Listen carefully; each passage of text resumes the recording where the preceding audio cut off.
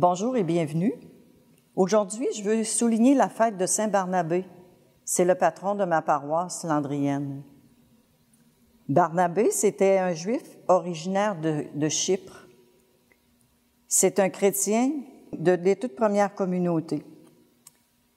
Son nom signifie « fils de la consolation » en hébreu. Barnabé est témoin de la vie, de la mort et de la résurrection de Jésus.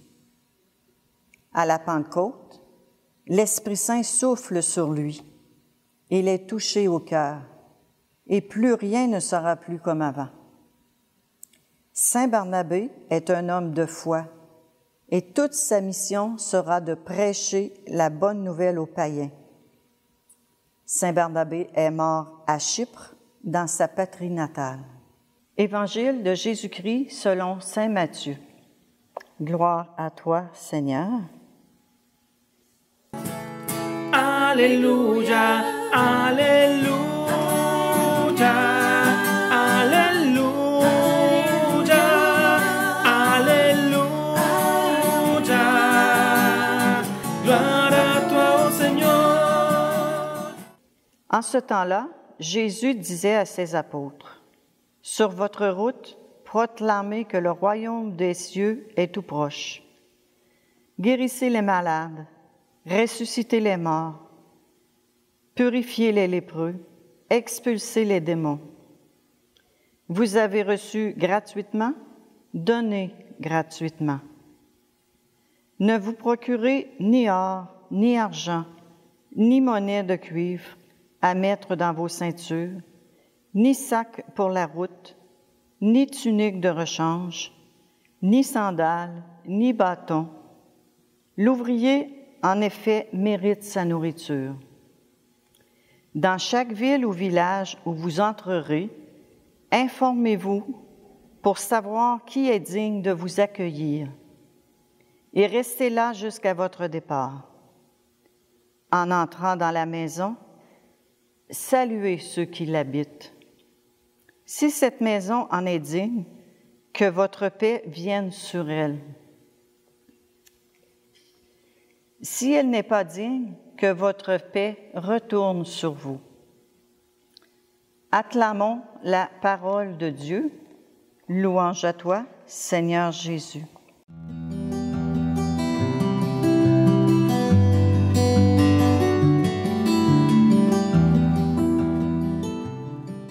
Alors, dans l'Évangile de Saint Matthieu 10, 7, 13, le Seigneur nous dit, « Sur votre route, proclamez que le royaume des cieux est tout proche. » Pour la première fois, les apôtres sont envoyés en mission. Ils vont essayer de mettre en pratique ce qu'ils ont appris et vu faire par Jésus. C'est l'Église qui tente ses premiers pas. Cette parole s'adresse à chacun de nous. Comme pour les apôtres, Jésus nous envoie proclamer, annoncer l'Évangile, que ce soit au travail, dans nos loisirs, dans nos familles. Proclamons le Christ par nos actions, nos paroles. Le Christ te confie la mission de partager aux autres le don du salut. Il te choisit, toi, malgré tes limitations, parce qu'il t'aime et il croit en toi. Guérissez les malades, ressuscitez les morts, purifiez les lépreux, expulsez les démons. La guérison des malades est l'un des signes de l'arrivée du règne de Dieu. Dieu veut sauver le monde, tout le monde sans exception. Jésus a donné à ses apôtres le pouvoir de guérir, de purifier, de chasser les démons, et il leur demande de donner eux aussi comme lui-même l'a fait. Et il nous le demande à nous aussi aujourd'hui, dans ce monde de plus en plus incroyant. Pour guérir, il n'est pas nécessaire d'avoir des dons, mais simplement avoir la foi en Jésus. Témoigner, communiquer, annoncer la parole de Dieu, c'est injecter la vie, la paix dans le cœur de celui ou de celle qui est dans l'épreuve. Et le voir se relever, guéri, ne sont que les conséquences de l'amour de Dieu, Verbe fait chair en sa parole et de notre foi. Vous avez reçu gratuitement, donnez gratuitement. Un chrétien ne peut rester en place, car la vie chrétienne consiste à faire route toujours. La mission est une vie de service. Vous avez reçu gratuitement, donnez gratuitement. Le salut ne s'achète pas. Dieu nous sauve gratuitement. Il ne nous fait pas payer. Alors, ce que Dieu a fait en nous, nous devons le faire avec les autres. Cette gratuité de Dieu est une des choses les plus belles. Le Seigneur est plein de dons à nous donner. Il demande seulement une chose, ouvrir notre cœur. Ce que je reçois gratuitement, je dois le partager gratuitement avec les autres par des petits gestes de charité, d'attention et d'ouverture aux autres. Je vous cite ici une parole de Saint Jean-Paul II. « Celui qui a vraiment trouvé le Christ ne peut le garder pour lui tout seul. Il doit l'annoncer aux autres. » Alors, notre première mission aujourd'hui est de reconnaître d'avoir été choisis parce que nous avons du prix aux yeux de Dieu, même si souvent nous ne portons pas le même regard sur nous.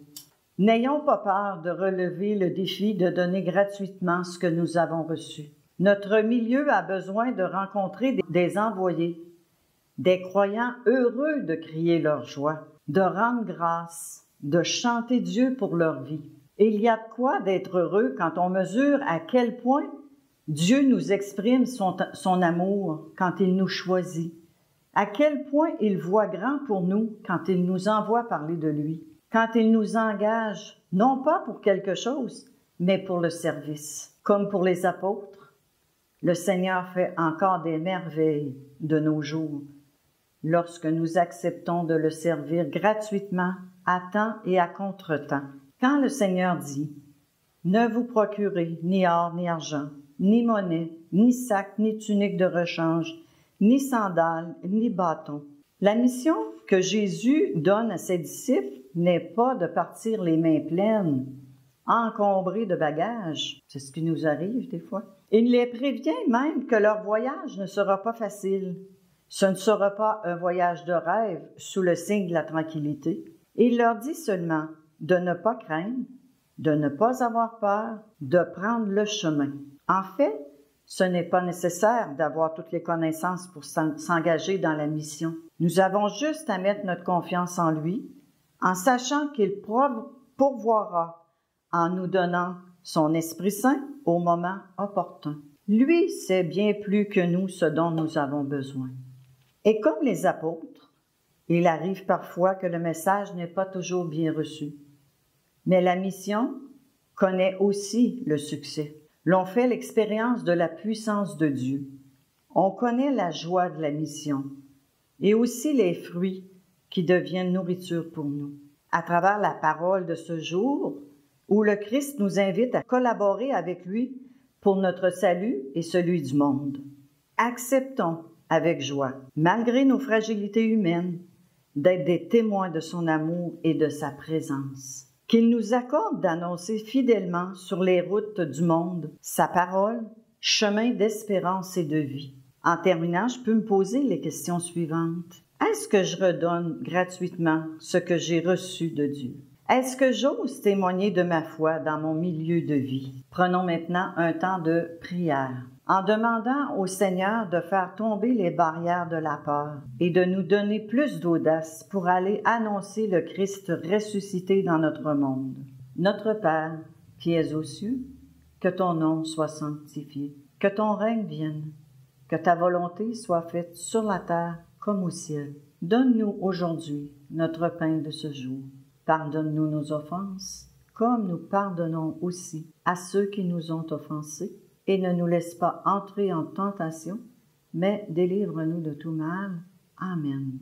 Alors, je vous souhaite une bonne été et à la prochaine. Merci.